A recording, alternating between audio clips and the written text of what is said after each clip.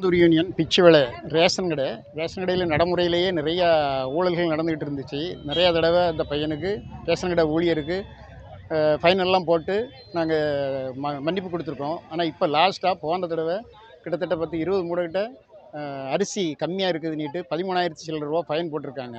ஆனால் ஃபைன் போட்ட பிறகும் அவங்க அதே ஆளை தான் வேலைக்கு வச்சுருக்காங்க. அதனால தான் நாங்கள் கலெக்டர்கிட்ட வந்து பெட்டிஷன் கொடுக்க வந்தோம், அவன் மேலே நடவடிக்கை எடுக்குது. என்ன மாதிரியான நடவடிக்கை எடுக்கிறீங்க? இன்னும் வேலை நீக்கம் செய்யணும், வேற என்ன.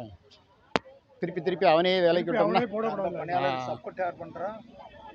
சப்போர்ட்டு இல்லைன்னா அவர் திரும்பவே பணியாளர் இருக்கிறதுனால என்ன பிரச்சனை வரும்னு நினைக்கிறீங்க? திருப்பி அதே பழக்கம் தான் வரும். வேற வர்ற கஸ்டமர்களும் மதிக்கிறதே இல்லை, வயசான ஆட்கள் எல்லாம் மதிக்கிறதே இல்லை, மதிக்கிறதே இல்லை.